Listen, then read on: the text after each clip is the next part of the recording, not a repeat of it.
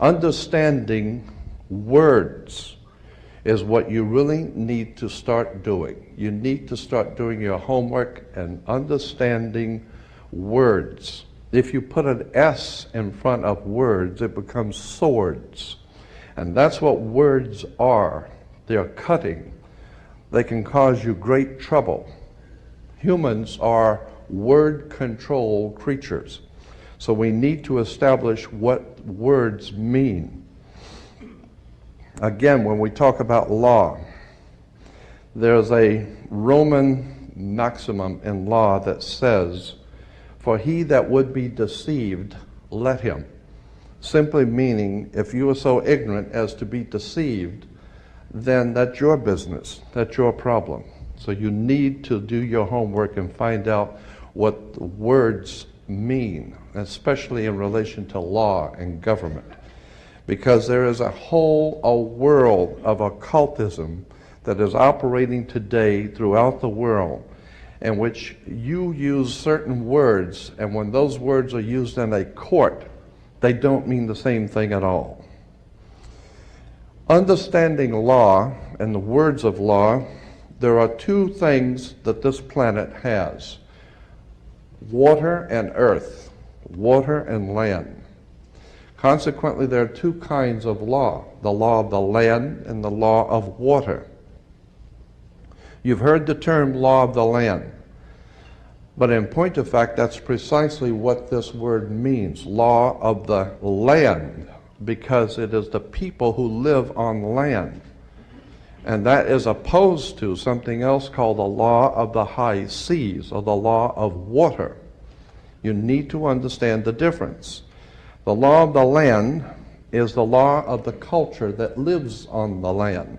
And so consequently, the law of the land is different in every country. You can do things in America you can't do in Russia. You can do things in Africa you can't do in England.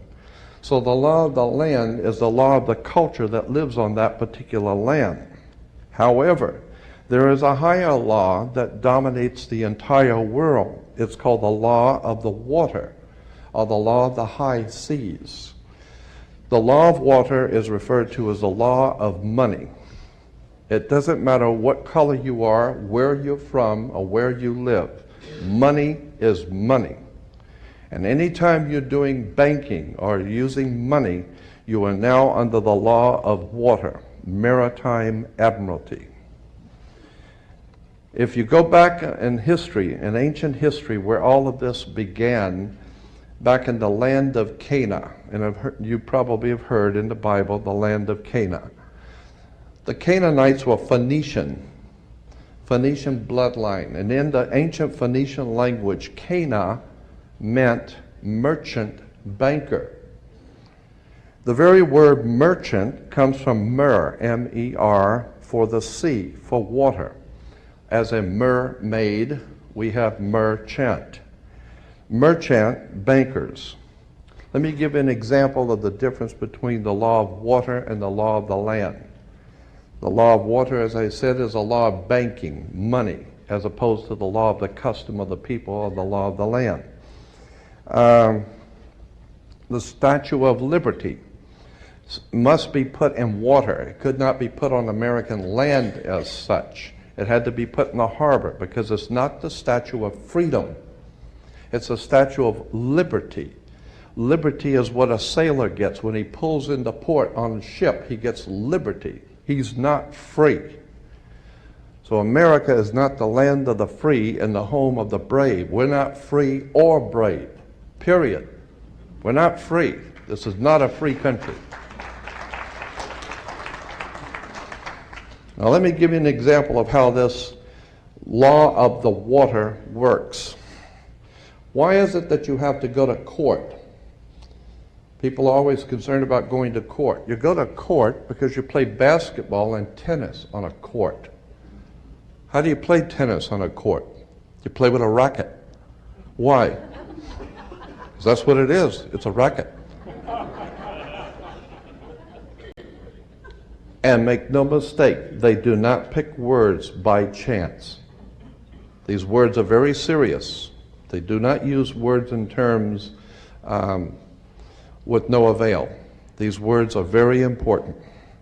When you go into a court, what's the idea of going to court? It's a game, like basketball. The whole idea in a court is to put the ball back in the other guy's court.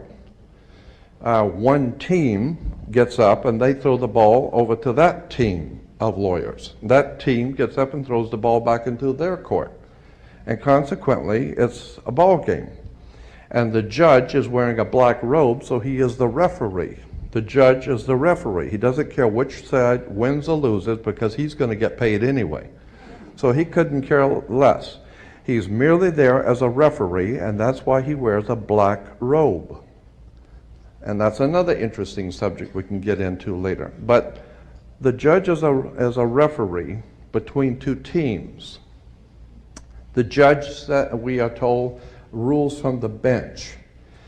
The word bench in Latin is a bank. Therefore, the judge rules for the bank. Where do you find banks? You find banks on both sides of a river. They're called river banks. And what does a river bank do? It directs the flow of the current sea. The juice. Consequently, your money is currency because it's the flow, the cash flow. And I'll give you an example of how this works. When a ship pulls into a harbor, all ships are referred to as female. Airships, rocket ships, sailing ships are always female. Why? There's a very good reason. Maritime Admiralty banking law says all ships are female because they're carrying items for money, and so consequently they are under Maritime Admiralty law. Admiralty is where we get the word admiral of the Navy. Let me give you an example of how this works. When a ship pulls into a harbor, it parks at the dock, and it ties off at the dock. The captain has to provide for the port authorities a certificate of manifest, because yesterday the ship was not here, but this morning the ship pulled in, so it has manifested. So consequently, all the products, the $800 million worth of TVs or Toyotas, have manifested. So each one of those items coming off of that ship has come off of water. And they has come in a ship. And consequently, on a ship, all ships have a captain. The word captain comes from a Latin word capital, money. So the captain represents the money that's on board the ship. And as I said, the captain has to present to the port authorities a certificate of manifest for each and every item. How much does it weigh? What color is it? How many doors does it have? Etc. And consequently, the captain presents a certificate of manifest. The ship is sitting in its berth. Wherever a ship sits when it docks is called its berth. She sits in her berth, berthing a ship. Consequently, all the items, as I said, coming off that ship represent money. They came in on water. They are Maritime Admiralty product. And this is true all over the world. Now, when you were born, your mother's water broke. And when your mother's water broke, you came out. And this is why you have to have a birth certificate, because you are a Maritime Admiralty product under international law. You are considered, your body is considered a Maritime Admiralty product. Your mother delivered you. This is why if you go to Sears and buy a refrigerator, they will ship it to you. They will deliver it. And that's why you were in your delivery room. Your mother was delivering a product. Maritime Admiralty, you came down your mother's birth canal.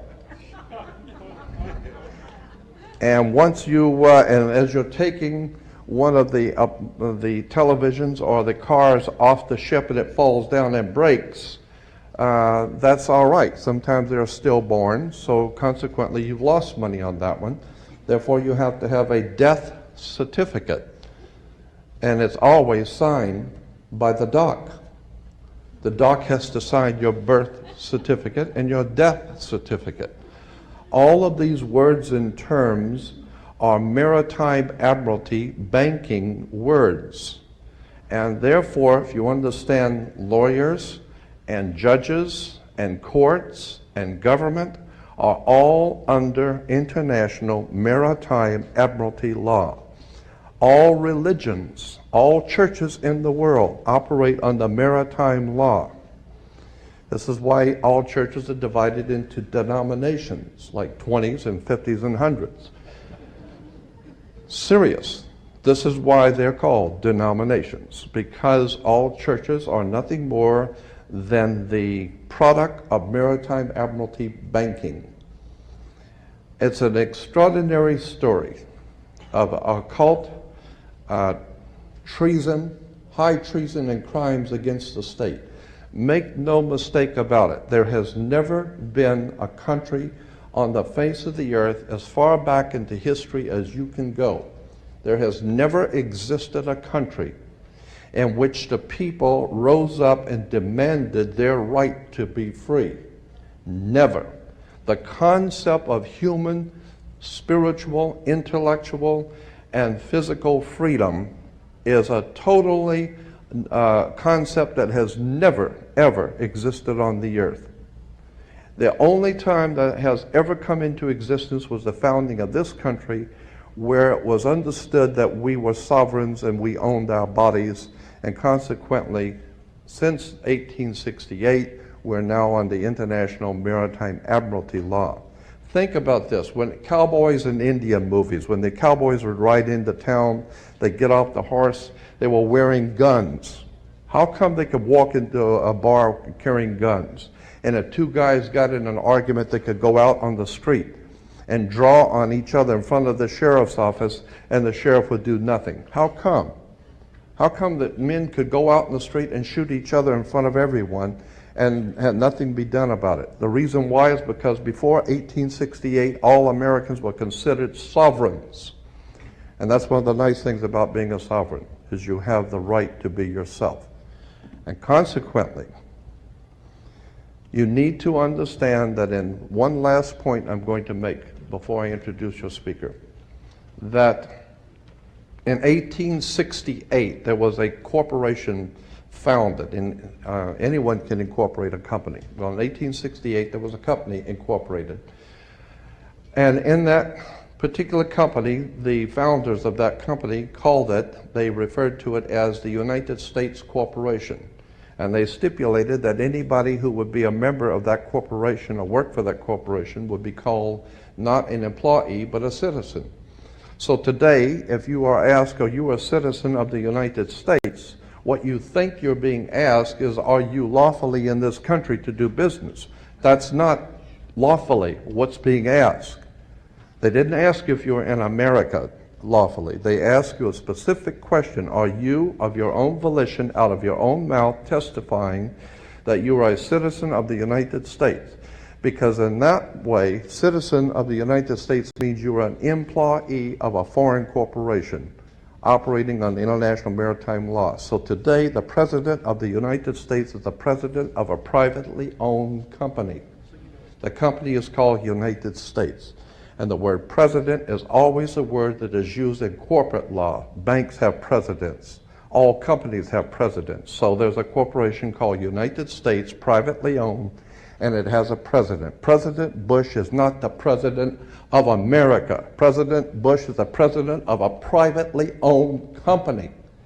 Privately owned, out of England. And you need to understand words and terms. Because I believe that there is a divine presence in the universe that men call God, and one day that divine presence is going to move on the earth, and we're going to see freedom come back to this world. And when it does, you're going to need to understand words and terms and how they have been used to trick you.